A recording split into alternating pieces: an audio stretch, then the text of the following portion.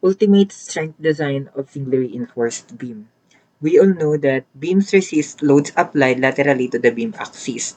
And by that, nagkakaroon tayo ng bending, either positive bending or negative bending. Therefore, naglalagay tayo ng steel bars to counteract that bending. Yung side view. And naglalagay tayo ng steel bars. And by that, mahahati ang beam natin in compression and tension.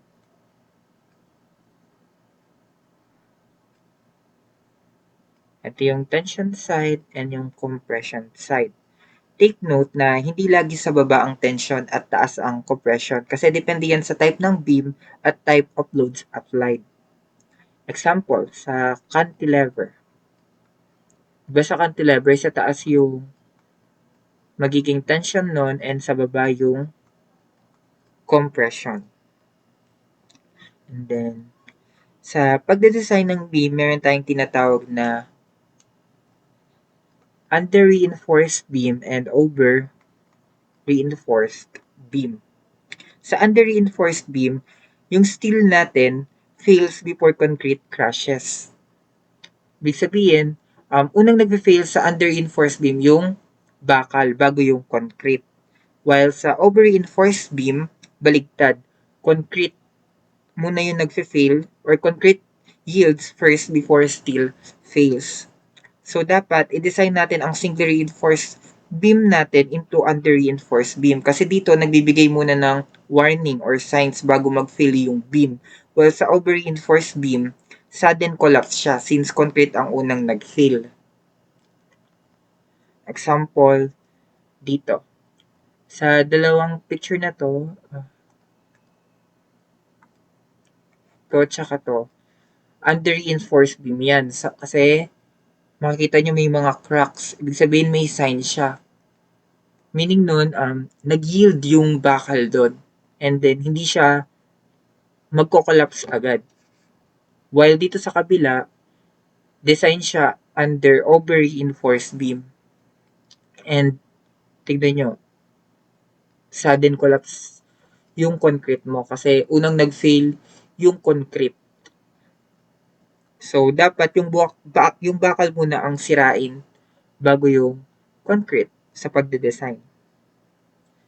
Then, sa pag-analyze ng beam natin, meron tayong tinatawag na witness equivalent rectangular stress block, wherein dito naka-illustrate how the forces for both compression and tension along with their respective distances distributed.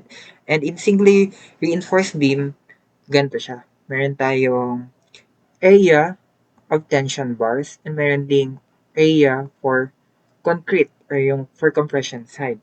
And meron tayong C, which is the location of neutral axis from the outermost fiber of concrete. And meron ding effective depth from the centroid of the bars to the outermost fiber of concrete. And then A, which is the height of equivalent compression block and the average compressive stress. C, for the internal compression force due to concrete, and P, for internal tension force provided by steel. And ito yung corresponding distances nila. And also the width of beam. And by the way, this is the neutral axis. Dito naman tayo sa mga formula involved sa pagsasolve ng singly reinforced beam. Unahin natin sa mga forces. For tension, is equals to the AS times Fy, yung area ng steel bars times the yield stress. For compression naman, compression force equals to 0.85 F prime CAB. And usually, given naman lagi sa problem tong yield stress and compressive strength F prime C sa problem. So, walang magiging problema doon. And for A, or yung height ng compression block, is equals to the AS Fy over 0.85 F prime C B, or equal din to sa beta 1 C. So, paano nakuha to? Di ba meron tayong forces dalawa sa compression tsaka sa tension and same distance sila. So, pwede natin equate yon. C is equals to T and C is 0.85 F prime CAB and T is equals to AS FY.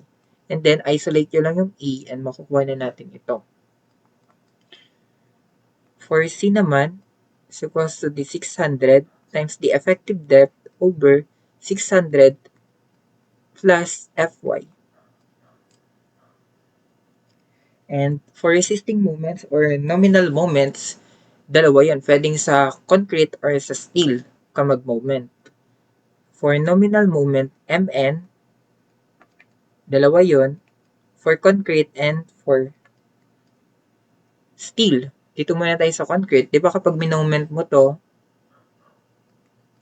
sa tension side, ang moment distance mo nun is ito. So, nominal moment for concrete is equals to the C, ito, times D yung moment distance niya. D minus A over 2. Nominal moment for steel naman, T, ito, kapag binoment mo to dito, sa compression side, tas ito yung moment distance niya. Same sila. D minus A over 2. And same answer naman ito. And minimal lang yung distance, yung difference nila. So, kayong bahala kung ano yung gusto nyong kunin dyan. Or choose lower na lang para safe. And for the ultimate moment, is equals to the reduction factor times the Mn kung ano yung nakuha nyo dito. And meron din tayong alternate equation for the ultimate moment. And equal to sa reduction factor, rho Fy Bd squared times the quantity of 1 minus rho Fy over 1.7 F prime C. Ayan. And dito naman tayo sa beta 1. Sa pagkuha ng beta 1, di ba A equal din to sa beta 1 C. And NSCP. And ayon sa NSCP 2015, yung provisions doon para makuha yung beta 1. Yung beta 1 natin, yung value ng beta 1, kapag yung compressive strength mo or yung F prime C is less than or equal to 28 MPa, ang beta 1 na gagamitin mo is 0.85. Kapag naman yung F prime C mo is greater than 28 MPa, ang gagamitin mong beta 1 is 0.85 minus 0.05 times F prime C minus 28 over 7. And kapag naman yung F prime C mo, mas malaki pa siya or equal sa 55 MPa, ang beta 1 na gagamitin mo is 0.65. And then, for verification,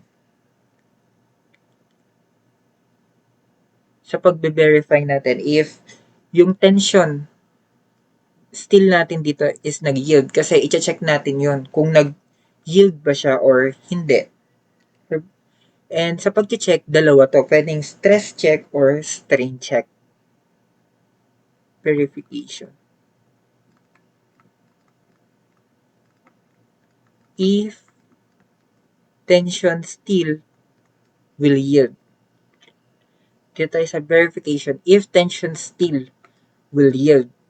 Ayun nga, dalawa to. It's either stress check ka or strain check. Pero, kung ako tatanungin, dito tayo sa stress check. Kasi, laging given naman yung Fy doon. So, sa pag-check nun, dapat Fs is greater than or equal to Fy. And Fs is equals to 600 times B minus C over C. So, ayan. So, kapag nasatisfy ito, tension still will yield. Ibig sabihin, mag-yield yung bakal mo dito. And for reduction factor naman, reduction factor. For reduction factor, kung ano yung gagamitin mong reduction factor sa pagkuha, dito, sa ultimate moment, di ba may involved na reduction factor.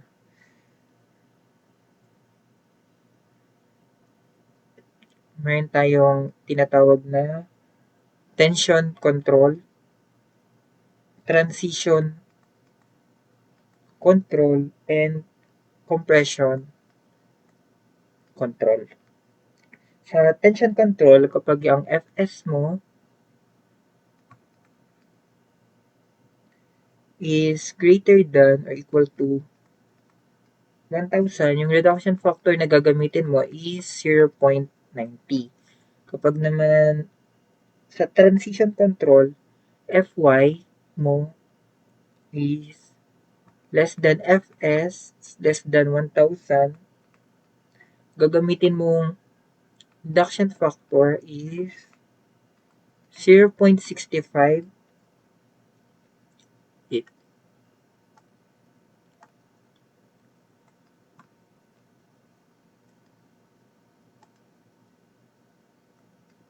0.65 plus 0.25 multiplied by quantity of Fs minus Fy over 1,000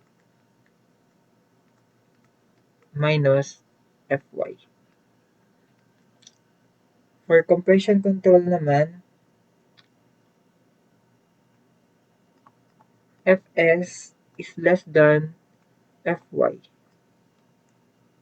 Ang reduction factor na gagamitin mo nun is 0.65. Tension control, transition control, and compression control. Ayan.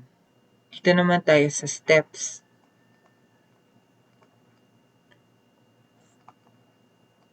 for singly reinforced beam ng analysis. Ang una is, assume natin na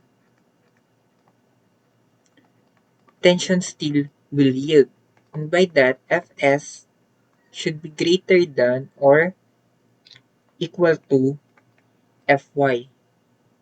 And kapag in-assume na tension still will yield, syempre makukuha mo na yung A, yung height ng compression block, and yung C. And may formula tayo doon, di ba?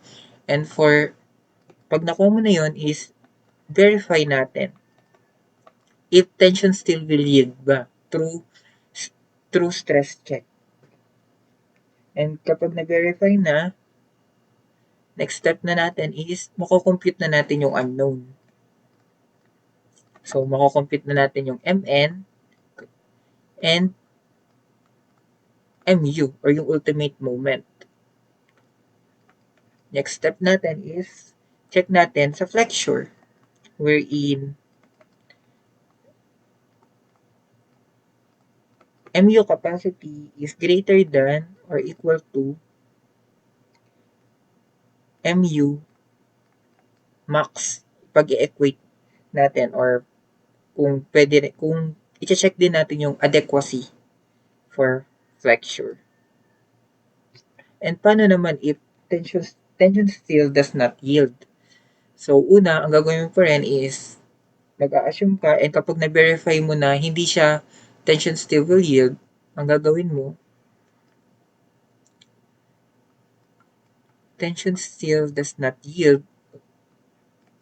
ang magiging step mo nun is magre-recompute ka ng new value for A and C. Magre-recompute ka. i-compute. And ang gagawin mo nun is C is equals to T. And where C natin is 0.85 F prime CAB and T natin AS FY pero hindi na siya FY kasi hindi na siya nag-yield, hindi nag-yield yung bakal mo. Ang gagamitin mo na nun is FS wherein yung FS mo is equals to the 600 times D minus C over C. So, isa-substitute lang natin 0.85 F prime CAB is equals to the AS times the quantity of 600 T minus C over C. And makikita natin, dalawa yung unknown natin dito, yung A tsaka yung C. Yung A, i-express natin siya into C. Di ba? A is equals to the beta 1C. So, magiging equation mo nun, 0.85 F prime C A is beta 1C times B is equals to AS times the quantity of 600 times D minus C over C. Ayan na yung working equation mo nun. Makukuha mo na yung C dyan and then makukuha mo na rin. Pagkatapos mo na yung C, makukuha mo na yung A. And yung next step mo doon is compute. For nominal moment and ultimate moment. Next step is flexure. Check mo yung sa flexure. And ganun yung steps sa analysis for singly reinforced beam.